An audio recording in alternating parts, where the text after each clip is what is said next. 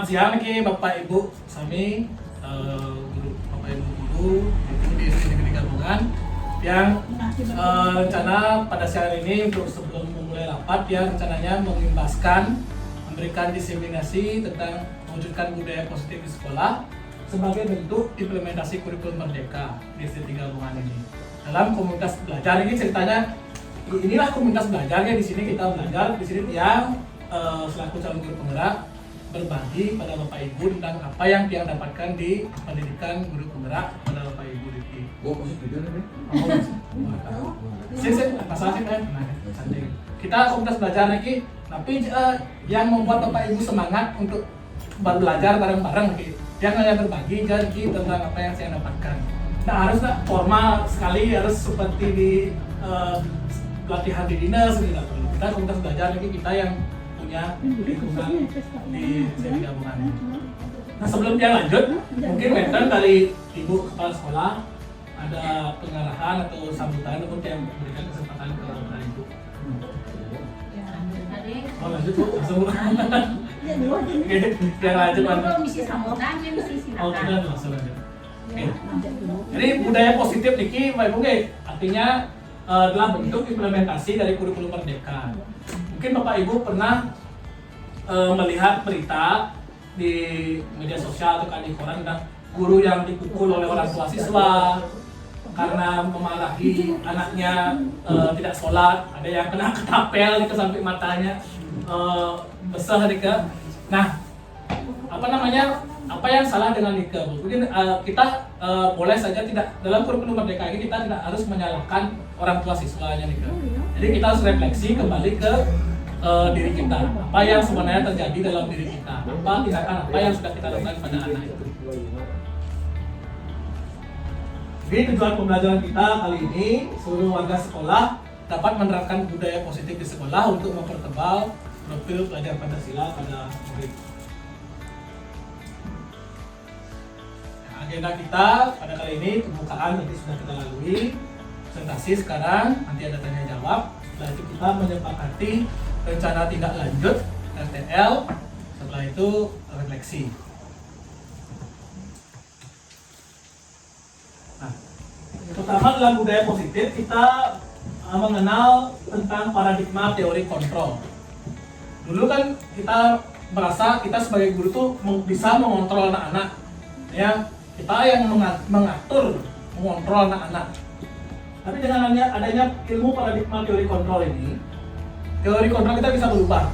Bisa Bapak Ibu lihat di kolom stimulus respon, kita mencoba mengubah orang agar berpandangan sama dengan kita.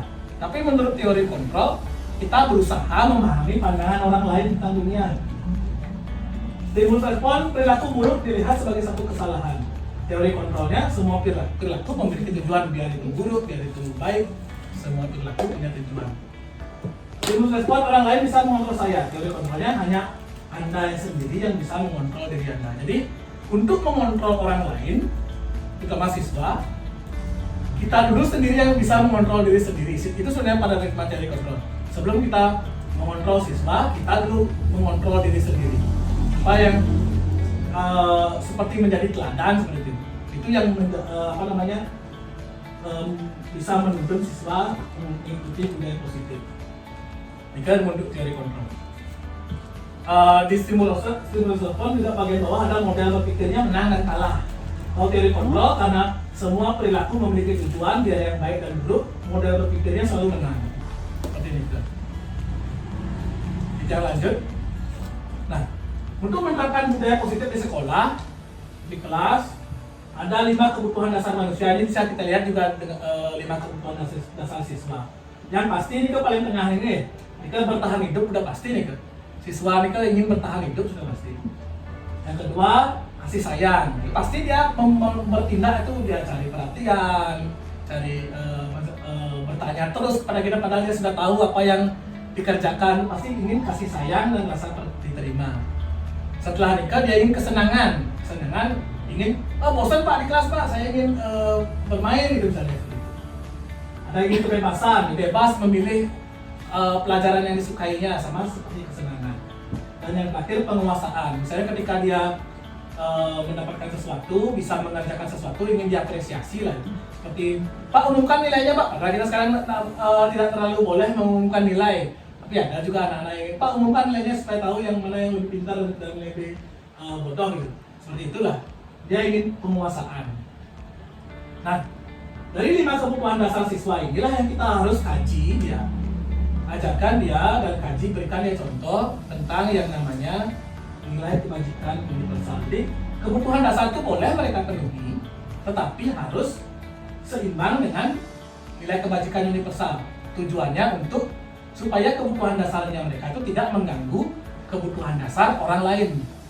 Seperti itu. Dia boleh penguasaan, tapi tidak boleh menindas individu yang lain, mengganggu kebutuhan dasar individu yang lain. Jadi untuk kepentingan bersama, bukan untuk kepentingan individu. Nah, nilai-nilai kebajikan universal ini saya yakin Bapak Ibu sudah sering tanamkan, apalagi melalui mata pelajaran PPKN, tentang jawab, keadilan, kejujuran, bersyukur. Ini yang harus kita seimbangkan dengan kebutuhan dasar manusia tadi. Yang lanjut, saya yakin semua sudah melaksanakan di PPKN, jadi yang tidak satu persatu akan membahas. Yang lanjut, nah ini ada teori motivasi perilaku manusia. Yang pasti dari kebutuhan dasar itu anak-anak punya motivasi eksternal. Dia misalnya ada aturan, motivasi eksternalnya punya pasti dia untuk menghindari hukuman. Ada motivasi internal untuk mendapatkan imbalan, untuk mendapatkan reward, penghargaan. Yang kita utamakan dalam kurikulum Merdeka dan budaya positif ini adalah motivasi internal yang sesuai dengan disiplin positif. Itu misalnya untuk menghargai diri sendiri, merawat diri sendiri, melatih diri sendiri, dan menyelamatkan diri sendiri. Jadi contoh sebuah aturan di kelas tidak boleh loncat-loncat dari bangku sampai ke lantai gitu misalnya. Apakah dia itu menaati aturan itu untuk menghindari hukuman, apa untuk mendapatkan ujian dari gurunya dia menaati aturan itu? Apa karena untuk memang menyelamatkan diri sendiri supaya tidak patah kakinya? Nah, yang di dalam kurikulum Merdeka ini harapannya kita adalah motivasi internal yang menyelamatkan diri sendiri. Sadar dia tidak melakukan itu, yakin dia untuk keselamatan dirinya sendiri. Bukan karena hukuman, bukan karena ujian. Seperti itu. Nah, ini kan dari konstruksi perilaku manusia. Sudah direkam, sudah ada di video. Oke, lanjut membuat keyakinan kelas. Nah ini yang istilahnya trendingnya di kurikulum Merdeka. Jadi keyakinan kelas itu harus dibuat di masing-masing kelas atau masing-masing mata pelajaran. Kita harapkan setelah diseminasi ini, rencana tidak lanjut Bapak Ibu membuat keyakinan kelas di kelasnya masing-masing. Kenapa disebut keyakinan kelas? Kan dulu ada peraturan kelas. Mengapa disebut keyakinan kelas bukan peraturan kelas? Nah, ada satu contoh yang seperti tadi lah. Mengapa kita memiliki peraturan harus menggunakan helm bila mengendarai kendaraan roda 2? Itu kan peraturan menggunakan helm. Nah, kalau kita menaati itu karena supaya tidak ditilang, kan itu kita bukan itu motivasi eksternal ya. Karena kita takut dihukum. Apalagi mungkin menaati pakai helm supaya dapat hadiah dari polisi. Itu kan sudah motivasinya internal, tapi masih mengharapkan ujian atau imbalan. Nah, motivasi implisit atau internal yang kita kembangkan dalam disiplin keyakinan kelas itu membuat aturan itu menjadi keyakinan supaya tujuannya memakai helm itu untuk keselamatan diri sendiri. Jadi yakin dia dengan aturan itu ada manfaat untuk diri sendiri untuk mengikuti peraturan itu. Jadi peraturan kelas yang ada kemarin mungkin Bapak Ibu sudah buat peraturan kelas yang mungkin dari guru ke murid. Sekarang kita ubah menjadi keyakinan kelas. Nah, pola keyakinan kelas itu memang seperti itu. Kita minta dari murid sekarang yang aktif. Karena kan pembelajaran di kurikulum Merdeka itu pembelajaran berpusat pada murid. Murid, pokoknya murid. Kita guru ini selalu salah aja pokoknya di kurikulum Merdeka. Apa ya pokoknya harus murid yang diutamakan. Seperti itu. Nah, jadi peraturan kelas yang dulu kita bungkus, kita bukan diubah sih, kita bungkus polanya menjadi keyakinan kelas. Kita tanyakan sekarang anak-anak itu dia pengen kelas seperti apa. Itu akan menciptakan lingkungan positif dan akan menciptakan budaya positif di sekolah seperti itu. Nah, langkah-langkah menyusun keyakinan kelas. Yang pertama, minta murid dulu mencurahkan pendapat tentang peraturan apa yang bisa diterapkan di kelas dengan dia ajak dia bermimpi kelas impian apa yang diwujudkan di kelas itu, misalnya kelas seperti apa, supaya dia nyaman belajar di sana, supaya dia menyenangkan belajar di kelas itu. Bisa menggunakan papan tulis langsung, tunjuk anak-anak, kamu pengen peraturan seperti apa di kelas itu diterapkan, atau kertas manila pakai sticky note yang berwarna-warni, yang menarik lah ditulis sama murid ke sticky note yang warna-warni ini kan ditempel di kertas manila atau tempel langsung di papan. Bisa yang mau pakai Google Form bisa, atau Padlet bisa. Jadi banyak medianya untuk mencari ide mereka, pendapat mereka. Di sini juga melatih siswa itu memberikan pendapat gitu, mengeluarkan idenya. Oh ini saya pengennya begini, saya pengennya begini. Nah, dalam posisi nomor 1 ini sudah pasti banyak siswa yang istilahnya mengeluarkan kebebasan sini. Pak, saya mau kelas yang isi AC gitu.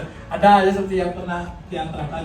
Nah, disitulah nanti kita akan hubungkan di poin nomor 4. Kita lanjut dulu di poin nomor 2. Sepakatilah pendapat murid tersebut menjadi beberapa peraturan kelas. Jadi cari sekarang ide-ide peraturan itu yang mana yang bisa kita terapkan di kelas. Jangan seperti tadi yang sudah peraturannya dipasang AC kan udah nggak mungkin nih, kita jelaskan ke anak-anak bahwa biaya AC berat, tidak mungkin dibiayai dengan dana BOS atau komite seperti itu. Nah, apa yang bisa diterapkan di kelas itu sepakati. Nah, kita lanjut ke nomor 3. Peraturan kelas yang disuarakan oleh anak-anak pasti biasanya kalimat negatif. Ya yakin. Contoh, jangan mencontek gitu. Pasti anak-anak idenya gitu. Jangan ribut di kelas gitu misalnya. Anak-anak idenya seperti itu. Itu semua kalimat negatif karena berisi kata jangan dan kata tidak boleh atau kata tidak lah. Nah, kita lanjut ke nomor 3. Ubahlah kalimat peraturan tersebut menjadi kalimat positif supaya dia enak didengar. Misalnya, jangan membuang sampah sembarangan. Kalimat positifnya menjadi jagalah kebersihan. Maknanya sama, tapi kalimatnya menjadi positif. Nah, keempat, hubungkanlah peraturan-peraturan tersebut dengan nilai kebajikan universal tadi. Misalnya menjaga kebersihan, nanti nilai universalnya adalah kebersihan. Apa manfaat kebersihan? Dia jadi bersih, sehat, supaya anak-anak itu yakin dengan peraturan yang dia buat. Kan dia yang kita ajak buat ini anak-anak. Setelah kita hubungkan nilai dengan nilai kebajikan universal, nomor 5, sepakati kembali keyakinan kelas yang sudah disusun. Yang terakhir baru keyakinan kelas tersebut dapat dicetak, dibuat dengan berbagai cara sesuai kreativitas murid. Jadi ada yang membuat pakai kreativitas mereka, gambar sendiri, misalnya menjaga kebersihan, di sampingnya ada gambar orang buang sampah di tempatnya gitu. Kasih dia berkreasi. Ini bisa jadi proyek Bapak Ibu. Bapak Ibu membuat ini bisa jadi P5.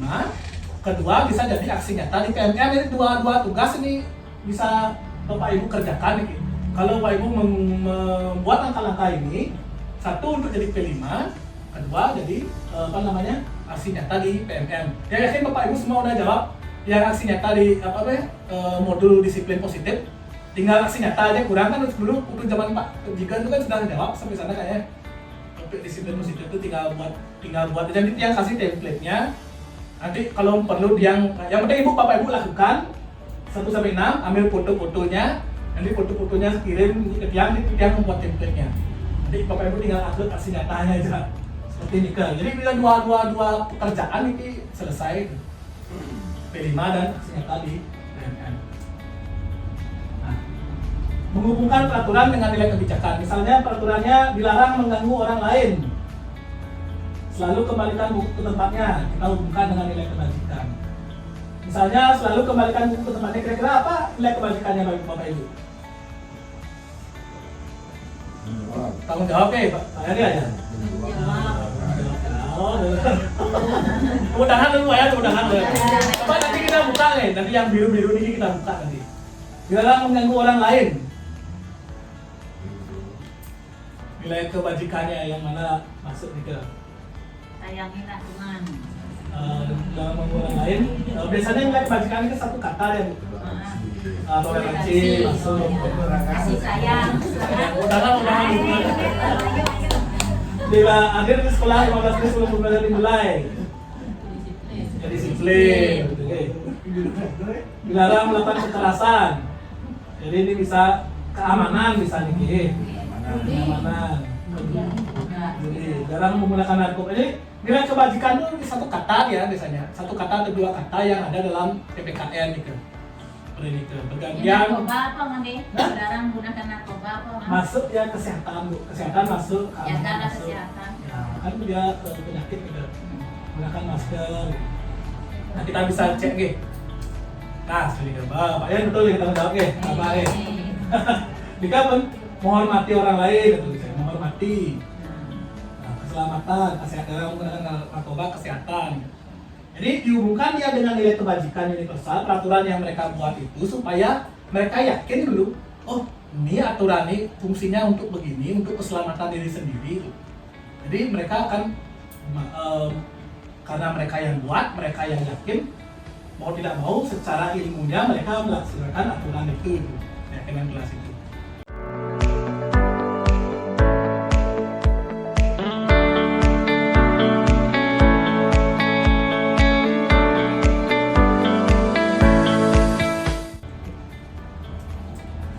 Nah seperti ini keyakinan kelas yang dia buat di kelas 5 kemarin, di awal dia mencari ide lewat Google Form, cari pendapat mereka, lalu saya rangkum, revisi beberapa ide peraturan yang tak masuk akal ya, yang tak mungkin bisa kita lakukan.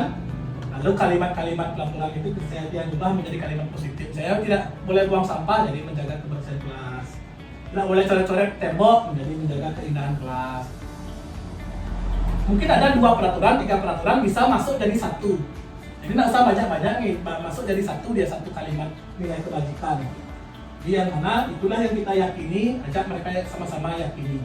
Pada saat mengajak anak-anak meyakini itu, kasih dia cerminan, contoh perilakunya, misalnya bertanggung jawab dengan tugas yang diberikan seperti apa contohnya, misalnya dikasih tugas, dikasih deadline 2 hari, gimana? Kalau tidak tepat waktu seperti apa? Gitu. Nah seperti itu dikasih contoh-contoh ya, karena anak SD apalagi yang yakin yang kelas rendah 1, 2, 3 mungkin bingung dia peraturan apa yang dikeluarin idenya masih bingung. Mungkin kita kasih contoh dulu, contoh-contoh baru dia bisa mengeluarkan idenya seperti itu. Nah, kalau keyakinan kelas sudah disusun, kita langsung lanjut. Nah, jika ada pelanggaran dalam keyakinan kelas itu, jadi ada 3 tindakan yang mungkin Bapak Ibu sudah sering melakukan, cuman perbedaan ketiganya ini mungkin masih mungkin ada yang sudah tahu, mungkin ada yang belum tahu. Ada 3 tindakan, yang pasti hukuman, yang kedua konsekuensi. Saya lebih enak bilang konsekuensi ya, karena kata sanksi ini memang teori ini menyebutkan kata sanksi itu masuk ke konsekuensi, tapi sudah kadung di masyarakat kata sanksi itu masuknya ke hukuman, padahal sebenarnya dia ke konsekuensi. Yang terakhir restitusi. Apa perbedaan ketiganya itu? Bisa kita lihat di tabel lagi. Jadi hukuman itu sesuatu yang menyakitkan yang harus terjadi. Kalau konsekuensi sesuatu itu harus terjadi, tapi tidak menyakitkan karena sudah konsekuensi, dia tahu konsekuensinya. Kalau restitusi itu pilihan, bukan pilihan. Hukuman tidak nyaman untuk murid, itu jangka panjang, pasti karena dia bisa dendam, bisa menjadi mental terganggu. Kalau konsekuensi tidak nyaman untuk murid pada saat jangka pendek. Kalau restitusi menguatkan dalam jangka panjang. Hukuman, berarti si anak itu merasa menjadi korban dia untuk mendapatkan keadilan.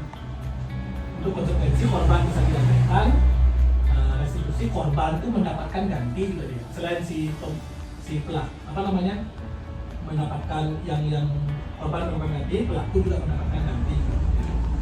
Jadi kalau dibayangkan dengan positif negatif, hukuman itu negatif, konsekuensi itu netral, restitusi itu positif.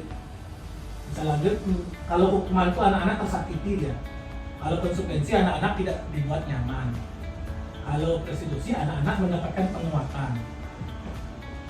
Hukuman perilaku pasif agresif meningkat, jadi semakin agresif dia semakin ingin kayak seperti dendam, soalnya kan anak-anak itu perilaku agresifnya meningkat.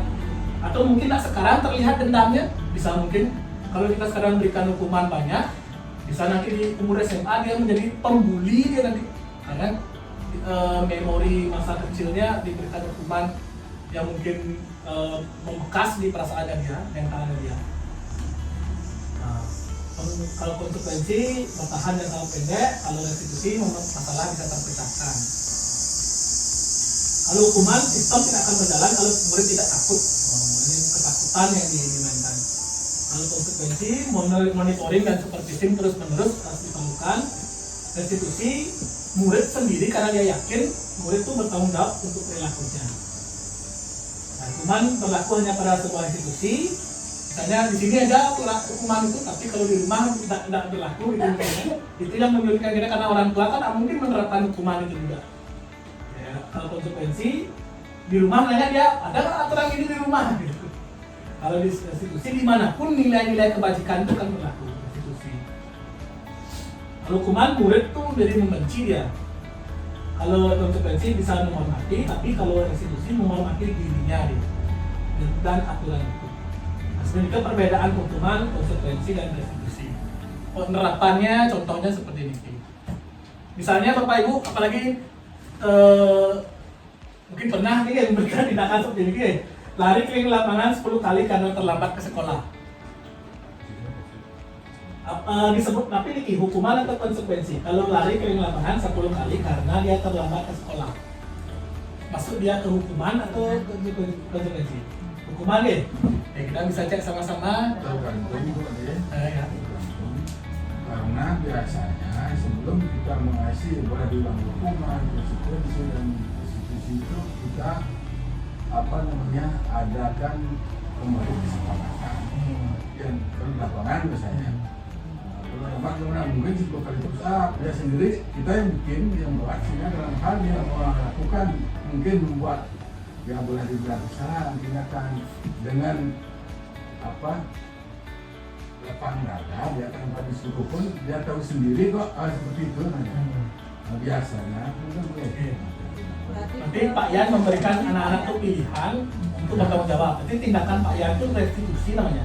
Karena Pak Yan memberikan pilihan. Kalau sudah tahu kesalahannya, apa yang kamu lakukan? Nah, itu restitusi. Tapi kalau konteks di sini langsung kita menyuruh dia lari 8 kali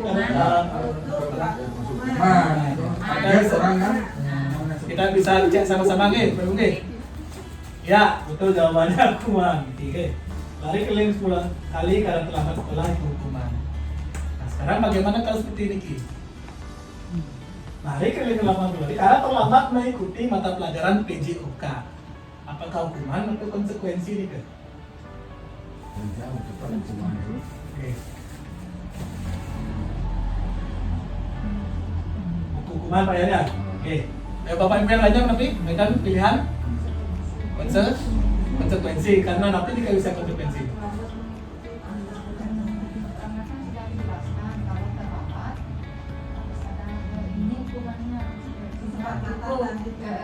Nanti kepilihan ya.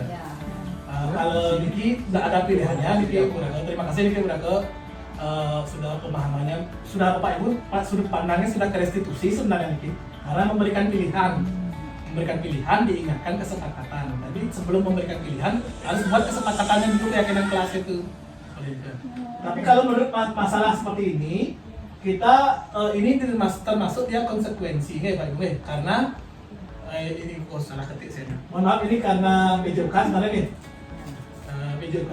Ini masuk konsekuensi kenapa begitu? Karena dia konsekuensi karena dia terlambatnya mengikuti mata pelajaran yang ada hubungannya dengan lari PJOK.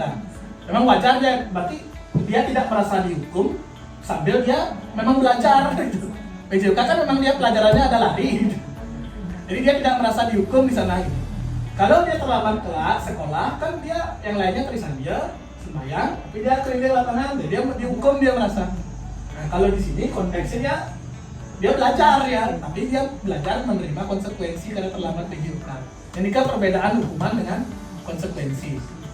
Memang tidak ada kesepakatan, tidak ada pilihan, tapi konsekuensi itu dia mendapatkan pekerjaan tindakan itu sesuai dengan mata pelajarannya atau konteksnya gitu.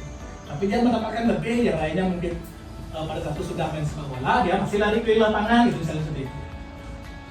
Pendidikannya perbedaannya Bapak Ibu nggih. Sampun saya nika beda antara hukuman dengan konsekuensi. Sampun nggih. Yang mungkin semua berbeda hukuman, semua berbeda konsekuensi. Cuman kapan itu terjadi? Ya konteksnya. Nah, tetapi kita di sini sesudah tahu antara perbedaan hukuman konsekuensi sesuai konteks tadi juga tidak diusahakan jangan memakai niki gitu menurut budaya positif niki. Karena kita akan memilih yang ketiga nih kayak yang restitusi. Nah, pada saat menerapkan restitusi itu hukuman, konsekuensi, dan restitusi ada 5 posisi kontrol guru ya. Yang pertama penghukum. Yang penghukum ya jelas kita sebagai penghukum gitu. Patuhi aturan saya atau awas. Mengancam, kamu selalu saja salah, selalu pasti yang terakhir selesai. Nah, guru seperti ini senantiasa percaya hanya ada satu cara agar pembelajaran bisa berhasil, yaitu caranya dia saja. Seperti itu posisi kontrol penghukum. Yang mungkin terbayang sudah Bapak Ibu seperti apa posisi kontrol hukum. Mungkin Bapak Ibu pernah menjadi situ mengambil posisi itu. Yang kedua, membuat orang merasa bersalah. Contoh, ibu sangat kecewa sekali dengan kamu ya. Buatlah kayak kita memelas tapi membuat murid itu menjadi bersalah. Berapa kali Bapak harus beritahu kamu ya, gimana coba orang tua kamu tahu kamu berbuat ini. Sedih kan? Di posisi ini murid akan memiliki penilaian diri yang buruk tentang diri mereka karena merasa tidak berharga, mengecewakan orang-orang di sayangnya gitu. Itu akibatnya kalau posisinya kita di posisi nomor 2 ini. Bapak Ibu saat begini sambil pikirin, oh gak enakan begini, gak enakan mengambil posisi ini. Naik lagi kita ke posisi yang ketiga, posisi teman. Ini kita dari bawah nih, dari yang terbawah.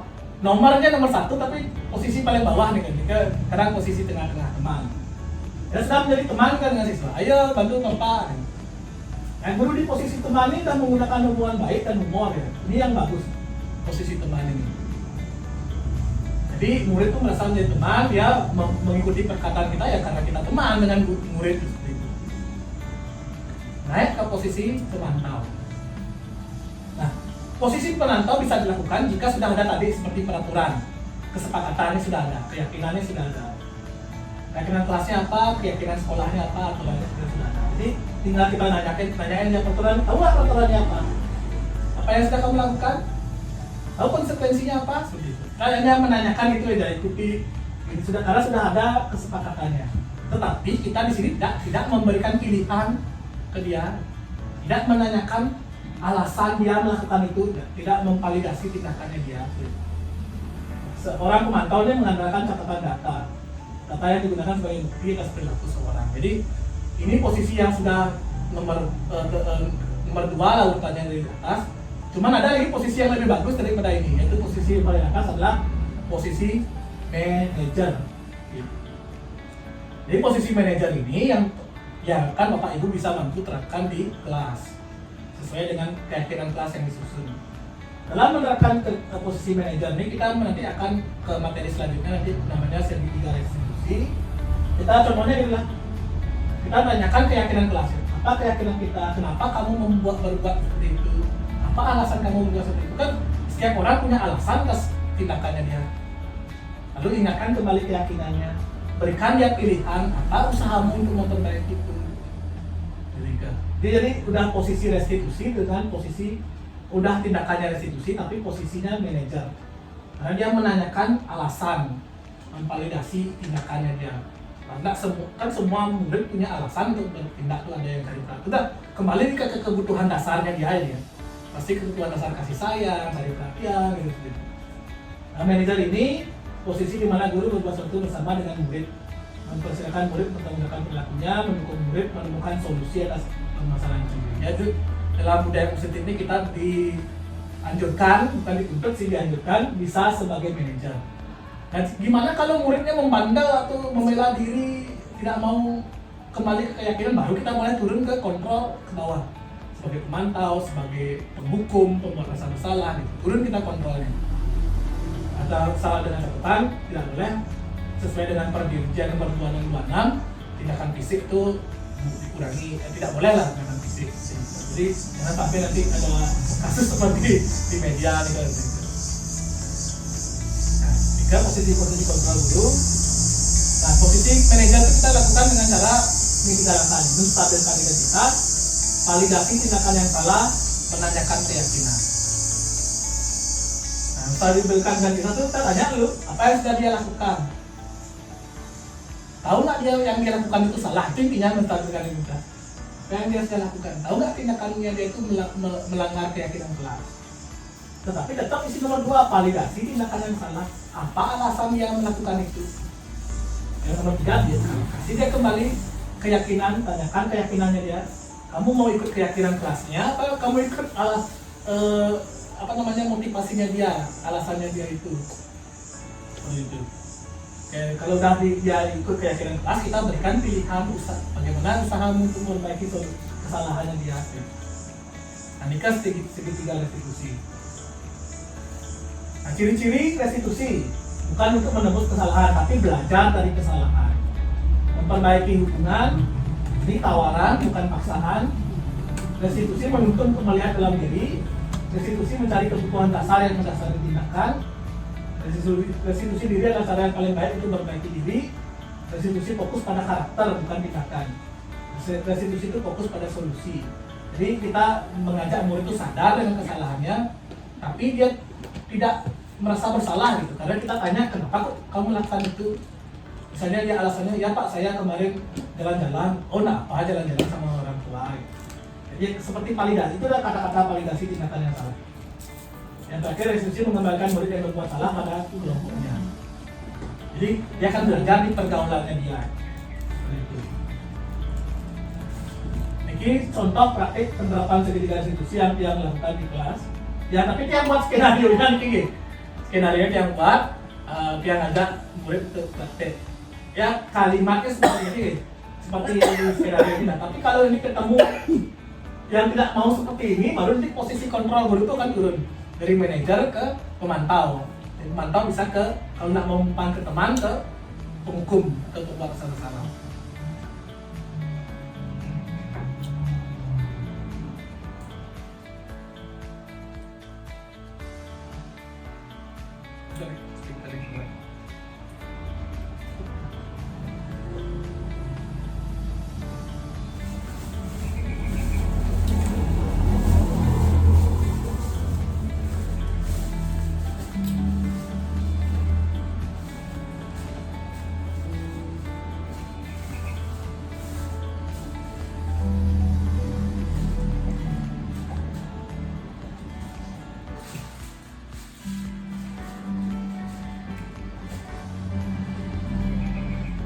Ini adalah sebuah kasus dia yang tidak mengajarkan tugas.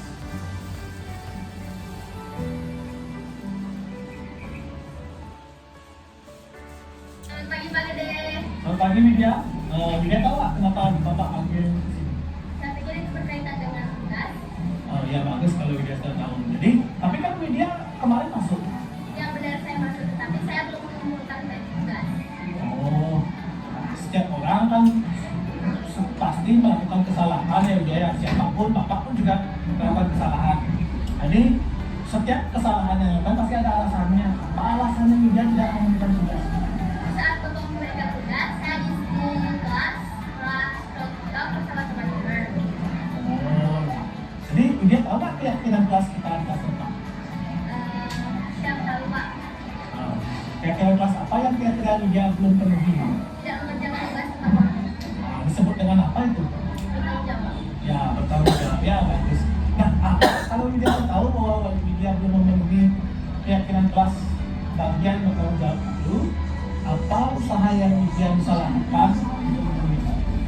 Sampai di rumah, saya mengerjakan tugas dengan waktu lalu mengumpulkannya. Nah, terus kalau itu pakai HP gimana? Iya deh. Ya, Dia bisa yakin tuh dia kenapa? Dia bisa kata siap terus kan bisa jadi pramuka. Udah. Benar. Karena ini kan karakter apa namanya sengaja karakternya asli nama kita. Yang kayak skenario sih. Oh gitu. Makanya yang Widya sedang mau Karena kira ini Bu yang tidak bisa matematika sama sekali. Oke tiang itu. Dia minta dihukum. Kan? Ya sebenarnya kita yang Dia anak pedas nih. Gitu dia pakai yang gitu. skenario nih. Ngomong bisa siap, nggak mungkin Saya siap itu karena Bolatih Pramuka gitu. Kan ini kan karena skenario, jadi harus dia karakter tokoh nama aslinya. Jadi seperti ini langkah-langkahnya, dia stabilkan identitas. Nggak apa, ini kan diskusi kan. Nggak ada masalah, ini kan ada diskusi interaktif namanya. Kita kan nggak formal, kita belajar di sini sama-sama. Disitulah langkah-langkah di video ini kan Bapak Ibu, oke, stabilkan identitas, tanya dulu dia apa yang sudah dia lakukan, tahu nggak dia itu yang dia lakukan salah. Kalau sudah tahu, tanyakan alasannya, tetap kita tanyakan kenapa dia berbuat seperti itu, karena kita kan nggak tahu latar belakangnya dia di rumah seperti apa sebagainya. Nah, setelah itu baru kita ajak dia kembali ke keyakinan kelas, berikan dia pilihan usaha apa yang akan dia bisa lakukan untuk memperbaiki itu. Itu penerapan segitiga restitusi. Nah, kalau ketemu nanti anak-anak yang ngaku desain ya, mau kekeh yang bela diri, nah posisi kontrol guru ini akan turun dari manajer menjadi bisa penghukum langsung gitu seperti itu. Tapi usahakan kita dianjurkan untuk mengajak anak-anak itu ke budaya positif, ke posisi manajer gitu.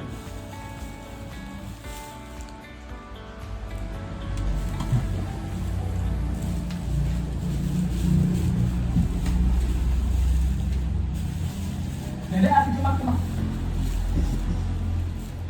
kita lanjutkan ini.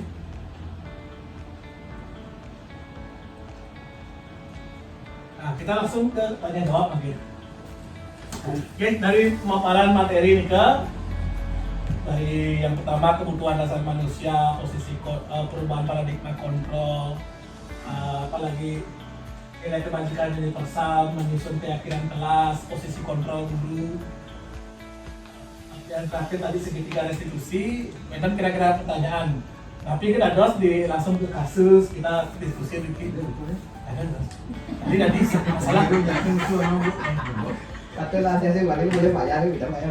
masalah singkat saja. Kita di komunitas belajar nih, ini kan bukan formal nih, komunitas belajar di sekolah nih.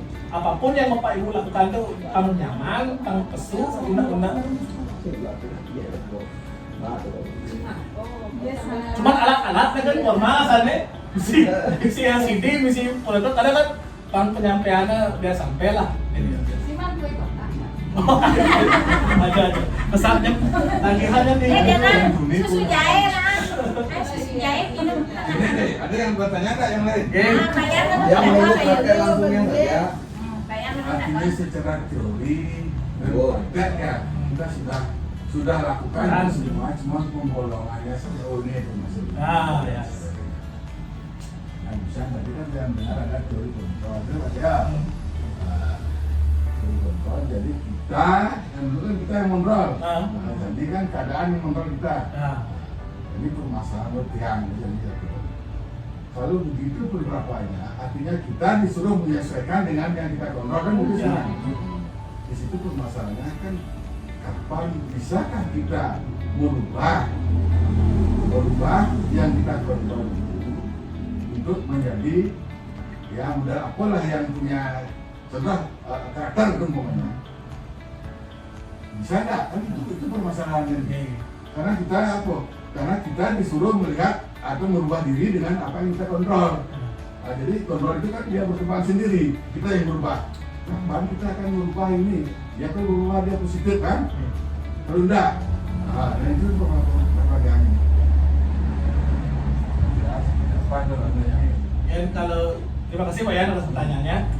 Jadi yang tergambar sedikit posisi teori kontrol itu hanya gambaran umum Pak Yan. Jadi kita di zaman sekarang kan pendidikan menurut Ki Hajar Dewantara itu di kurikulum Merdeka itu kita menuntun bukan mengajar lagi, menuntun murid sesuai kodrat alam dan kodrat zamannya. Jadi kodrat zaman makin sekali lagi gitu. Jadi kita nggak bisa lagi mengontrol, cuman kita akan menyesuaikan diri seperti yang Pak Yan bilang, kita yang mengontrol diri kita supaya menyesuaikan diri dengan yang akan kita kontrol seperti itu. Istilahnya menjadi teladan lah dulu, menjadi teladan dulu. Misalnya perubahan apa yang kita inginkan, dia anak itu ingin ini kita langsung, ini hanya kita konteksnya budaya positif di budaya ya, bukan ke kognitif nih, ke tingkah laku dulu nih, di pekerti lah gitu istilahnya, bukan ke kognitif. Jadi kalau kita ingin murid itu menghormati orang yang tua, jadi kita harus jadi teladan, kita juga harus menghormati orang yang tua, kita juga harus memberikan murid itu berpendapat, kesempatan untuk berpendapat, memberikan apresiasi kalau dia sudah, walaupun dia salah, tapi kita berikan apresiasi. Mungkin, nah tapi dengan langkah-langkah seperti yang tadi itu Pak Yan untuk merubah itu, jadi kita terapkan posisi kontrol yang mana, segitiga restitusi itu kan gunanya untuk istilahnya merubah perilaku si anak itu. Tapi tetap sudut pandang kita sekarang di awal tuh, oh kita tidak bisa mengontrol. Kalau kita pandangannya kita yang mengontrol, udah pasti kita ngambil posisi penghukum dia terus.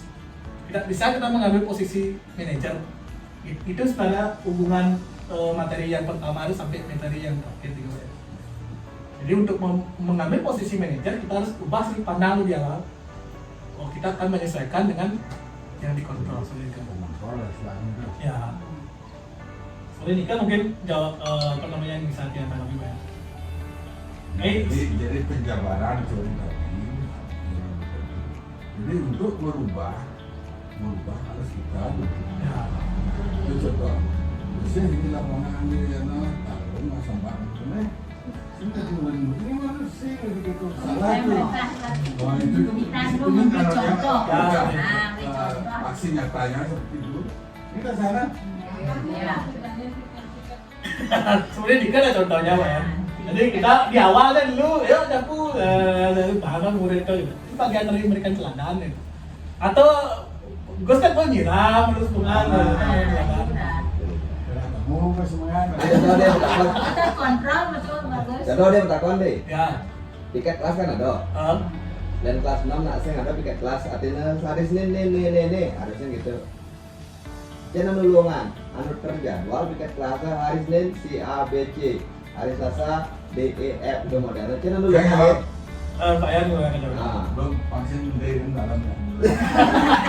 Ya itu interaksi itu kok yang harus muncul. Kelas 6 tuh ada sih ada piket gitu deh. Ya. Cuma jadi terus cuma pengurus kelas kan ada 5. Ketua, wakil, sekretaris, bendahara, dan mesti apa lah? Pokoknya 5 dong. Koordinator piket, koordinator kebersihan. Berarti ketua, wakil, bendahara, oh sekretaris ada 2 sekretaris. Oh bagi dia Bu, artinya ketua kelas di mana tanggung jawabnya di perpus misalnya. Pokoknya kamu siapa yang mau ajak ke perpus silakan. Yang di kantor tanggung jawabnya bendahara. Di kantor ya. Di halaman siapa? Bagus. Tapi 5 orang itu bertanggung jawab. Kalau nggak bersih dia yang membersihkan sendiri. Nah selama ini efektif. Sehingga ada gini kok Bu, tapi dana. Salah. Dia tanggung jawab. Biasa orang boleh piket. Dan kita. Lanjut Pak ya. Nah, jadi intinya yang mengakui itu semuanya bagus. Sekian tadi 5 ya enggak salah. Ya, 5. 5 itu semua bagus. Cuman jadi yang terpenting adalah sebuah kesepakatan. Semua ada, jadi ada internal eksternal itu dia bisa berbuat karena mungkin ada ya tekanan, mungkin ada eksternalnya ada mau imbalan. Jadi bagaimana kita biar dia berbuat sesuatu tidak atas nama tekanan atau imbalan dan dia bisa tumbuh dari diri sendiri. Kenapa bisa tumbuh? Nah disitulah karena dia yang menginginkan awalnya itu terjadi, otomatis akan tercipta itu rasa tanggung jawab. Atau sehingga dari anak supervisi dia sendiri mengikuti dirinya sendiri. Karena dia yang menciptakan itu rasanya juga menentukan. Yang sepakat dengan jawaban Pak Yan, itulah kurikulum merdeka. Jadi kurikulum merdeka itu udahan. Itu sebenarnya kurikulum merdeka. Jadi kita diberikan kebebasan untuk menentukan metode apapun yang kita bisa terapkan di kelas kita sesuai dengan keinginan murid nih. Apa keinginan murid tuh? Jadi itu yang kita itu bukti keinginan murid nih dengan nilai padukan juga dengan nilai kebajikan universal itu pangsing yang kelewat batas. Itu jadinya temboknya kalau nilai kebajikan universal ke tembok. Berarti sedikit Ibu, berarti yang bagus terapkan di sana itu menunjukkan kemandirian siswa.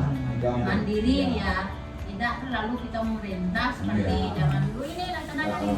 Berarti anak-anak itu kalau sudah dibentuk seperti itu dia sudah mandiri. Tapi masing-masing pos ada penanggung jawabnya lebih. Ya. Koordinator lah. Ya penanggung jawabnya. Ya mau ngalih tenaganya, Ya. kalau ada gitu. Salahnya lian bang, ajak limo satu hari kita mau nela, lambat ukur dulu yuk. Saling ngomongan ya kan, saling yang tidak datang Itu masalahnya disisakan. dulu. saling antosan ya, saling ngomongan. Itu masalahnya dulu. Nah, kalau ada anggota sesuai kita langsung, maaf, Nah, sudah menerapkan memposisikan diri sebagai Manajer. manajer. Dan singkat saja main ya, lalu kan turun dan posisi dari dunia aku kan tuh memberi contohnya hukuman atau apa sampai sebagai yang pengawalan ya dari hukuman itu sama. Nah yang lainnya, kelas yang lainnya kita seperti tangga menuju ke tangga yang nomor 5 yaitu manajer Ya. perlahan-lahan. Kalau Pelan-pelan. hukuman sudah biasa dilaksanakan kita ubah, naikkan Kalau kelas tingkatnya. kecil susah jadi. Wah. Berarti yang coba dulu, Dicoba, Ya, jangan maaf nih, ampuran, susah kan sebelum olahraga, mati kan sembahyang. Belum sesuatu kan, anak-anak kan udah otomatis tuh, berbaris. Karena itu contoh ampuran kan bukannya yang melindungi kan. Karena kita sudah sayang, minimal tanamkan itu, gitu, tanamkan itu. Sehingga ada guru ada tidak. Oh ini maksudnya setiap begini kalau olahraga harus begini, belum begini sembahyang dan lain sebagainya. Kayak gitu. Oke, optimis saja Bapak Ibu di kelas sebelah. Kalian juga yakin awalnya pasti kita harus menurunkan posisi kontrol. Tapi sedikit demi sedikit coba dulu terapkan dulu manajer. Pasti tidak cerewet pasti banyak tanya sih. Banyak tanya tuh ya. Biasa itu layani dulu layani. itu kelasnya kita nanti awalnya memang gua kalau Cerewet tuh. gua kalau Memang kita harus tiap malam pun yang di WA group tuh harus jam siang jam dasar udah biasa melayani tidak diskusi anak-anak tuh bukan hanya pelajarannya sih tentang hubungan mereka dengan di pergaulan gitu. Harus siap kayak gitu. Yang bagi dua WA group WA group orang tua satu, WA group anak-anak satu. Anak-anak yang tidak memiliki HP jadi nomor WA orang tuanya masuk di sana di dua grup itu. Jadi bisa lah khusus pembicaraannya kita bagi fokus pembicaraannya di grup. Oke, kita balik nih pertanyaan. Hah? Lanjut. Diki mau udah mungkin daftar? Daftar itu cek gitu. kan sebelah Yang tanggal 11 ini itu tadi. saya nggak mau kayak gitu saya mau Nah, gede malu maju. Kalau sudah sukses gede, nanti bimbing teman-temannya. Dia kan tinggal ngirim-ngirim kan. pasal bang itu deh Dia mau pemerintah. Yang pasti yang satu itu tadi deh, kan ada siswa yang sering setiap hari dia minta pulang Ya. aja. Tolong itu kelas berapa ya? Adik dan kini itu pasti ngajarin tuh. Yang kelas satu. Ada yang baju ulang. Yang rambutnya segini itu. Setiap hari dia izin minta pulang. Nah, pulanglah cari nasi. Kelas cari 3 sampai Oh, sih. sekarang ya, sekarang. Kelas 3. Kelas 3. Baru yang baju kita ada, baju olahraga kita ada. Ya, setiap hari. Nah, itu kan belum. Baru di sini. Oh, belum nggak perlu ya. Ibunya di Kupang ya kan? Dari Kupang. Setelah ditinggal ke Kupang, ini saya berangkat dari hari Jumat kemarin ibunya. Dia Nggak gini ya, di rumah. ngambil bekal saya tadi Ya, itu. pulang Jadi dari ngambil. Nah ini sejarah keluarga bro. Mungkin mungkin nggak fokus di sini kan, tugas di Kupang, tugas sekian, ya tohen bang pindah ke Bali karena mau, kenapa alasannya mau mana adalah bapak dan ibunya sedot yang berada di Bali, tapi kan bertiga kan, sebesar ini demikian akan menyerang saya semuanya turun dulu mau deh. Pas di mana? berdasarkan cerita katanya sudah bapaknya orang sudah bilang itu semua pindah lah dan sebagainya kesana kan bagus dan sebagainya dan kita syukurnya sekarang yang pribadi masih banyak kita jelas kendala kan bapaknya kalau gitu itu anak pemuda pernah karena selalu jelas masyarakat tadi itu sebenarnya itu sebenarnya ya mungkin baru jam itu baru kan lah memang lah Saya masuk ke dan rumah. itu jalan oh Oke, tak cetruk ya. Itu ya. Dengan gua ongkos tempat tidur terus bunyi gede-gede kan kejut benar. Ini yang kita bilang. Nah, kadang-kadang mau klinik kan, aku di kelas 5 nih paling dekat tuh Angelika nih.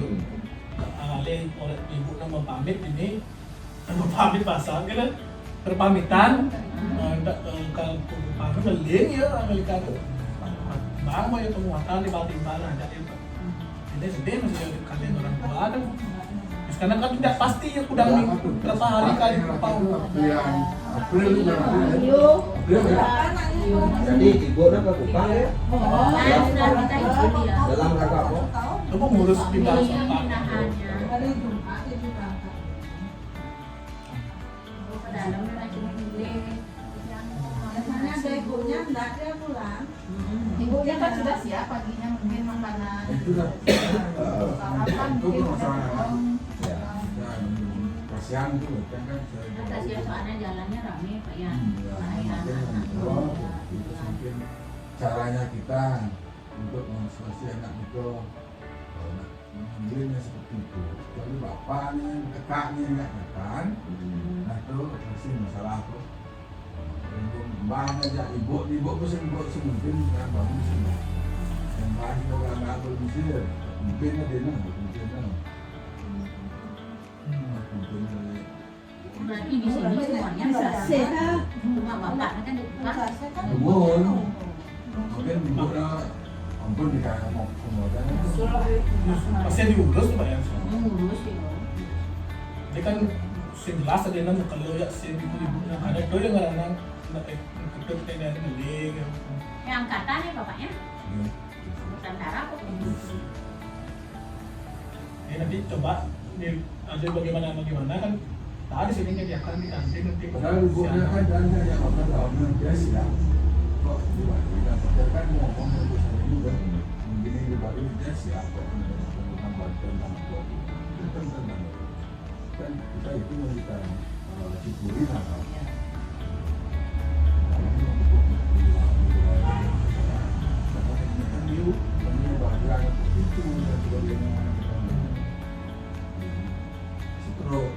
Itu bisa ada obatnya gitu.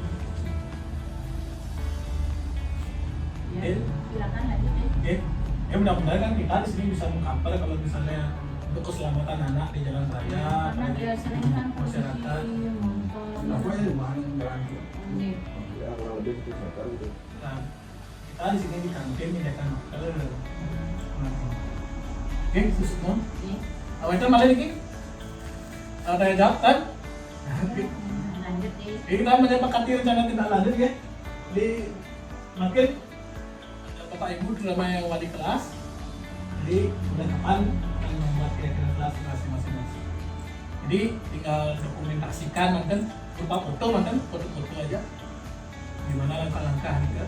Nanti yang share materinya di grup komunitas. Ambil aja di kelas 6 dulu keyakinan kelas. Ya dulu kuliah tingkatkan. Nanti kalau dia kan berbasis kantor nanti tampilannya nanti kalau yang Bapak Ibu di kelas lain mungkin aktivitas apa terus menilai itu bisa sama anak-anak gambar real ya jadi itu dari P5 ya jadi project ya. Ini juga kelas 3-nya kan kemarin dia membuat batik itu kan ada. Kalau lihat yang mana yang paling bagus kita pasang di papan landingnya. Ya. Ada di kelas. Tidak ada bagus ya. Ya walaupun ada bagus Bu, Yang gini Bu yang paling lah. yang paling ya di antara Dia selalu nanti jadi gini Bu, jadiin border Bu, Mungkin ini bingkai. kalau yang ikut ekstra menggambar di Wika itu nggak dua ya. Ya kalau kelas 2 kemana itu? Terus Ya itu kreativitas anak nggak masalah. Enggak ada bu. Itu ukuran anak SD. Ini baru Untuk lanjut, untuk lanjut. menjamin kelas 3 Ya, untuk mau bisa. Bobo menggambar apa sih? Untuk kelas 3. Karena seperti yang dia bilang tadi, aksi nyata ini nanti kayak plastik bisa 2 kegiatan GP 5 1 sama yang paling ini PNM aksi nyata PNM. Biar nanti kan tanya sama dinas di Bapak Ibu buka PNM nya sudah sampai mana gitu. Ini Mira belum awal itu kan. Saya Mira terus Mira, Viola kok. Oh Mira terus Mira. Yang serahkan ke Bapak Ibu wali kelas dan mulai kapan nanti. Oke. Kemudian ada karena kita masuk ke refleksi ya nanti dia akan melakukan dulu form. Ini belum kalau gua marah aku enggak mana. Oh, paling terus bagus saja di belakang itu. Bagus ya. Itu bagus ya. kan? Belum warna. Tas dulu bentar masuk. Bagus dengan.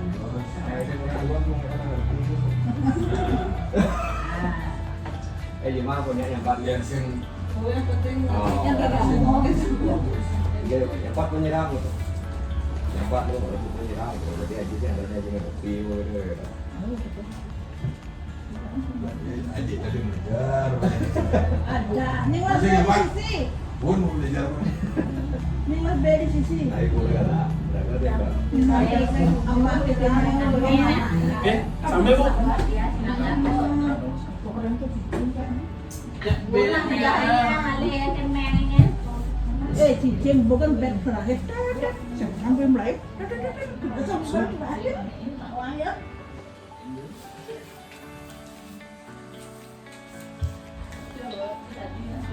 Pokok. Mira mewarnai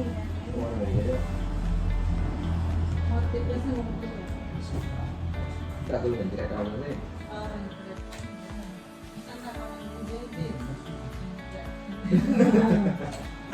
Kemudian jangan boleh ke bawah, jangan ke bawah lagi. Nih, sana tuh maluin. Oh, dimakan Bu. Di sisi jangan itu mana di mana Ya, dia. apa tuh anjing apa kucing? Indomaret pasti banyak Indomaretnya. Ini Indomaretnya semuanya. Ini belanja banyak. Sedang kok. Ini gede nama tuh. Ini dia dong ini gede nama. Pasti astu. Angkatin ini dia ada gede ini. Nama rapat di itu nanti.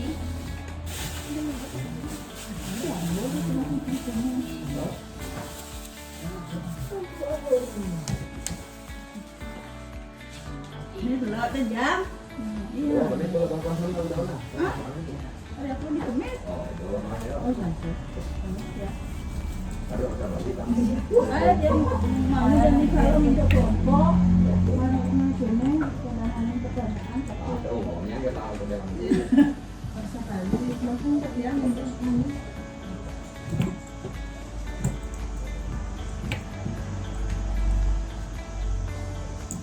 Ini masih ada kamu ya? Ada yang juga.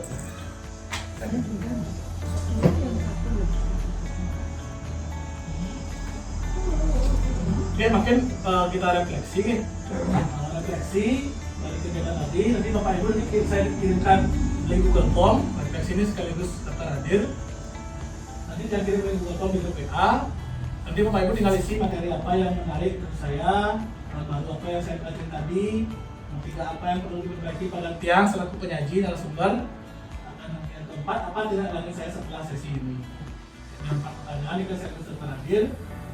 Dan selanjutnya yang terakhir, terima kasih sudah menutup. Sambil ditunggu dulu nih daftaran linknya. Karena HP-nya masih saya pakai untuk merekam nih Kak. Beda. Beda kita Setelah nikah nanti ya Sertifikat yang atas deh. langsung sertifikat diseminasi nanti ada. Nanti ibu kepala sekolah aja yang bisa. Boleh. angkat nih. Dewa. Oh, berbeki dengan. Data kontrak. Yang apa? Dia dewa. Dia tahu dia kayaknya. Aku kembangnya pun dewa. Apa cuma guys ngayahin mak gini kan. Aduh lah. Mana pensiun? Apa juga kayak dewa yang ngambil ini. Oke. Main lagi Nanti saya kirim link Google Form-nya nih. Jadi terima kasih nanti atas waktunya Bapak Ibu, kesempatannya juga Bapak Ibu sekolah atas diseminasi budaya positif di ST3 Bungan. Dan terima kasih Niki, diskusinya sudah interaktif sekali, sudah dua arah mungkin sudah bagus. Jadi ngiring kita artinya terapkan budaya positif Niki di S3 Gabungan. Terima kasih.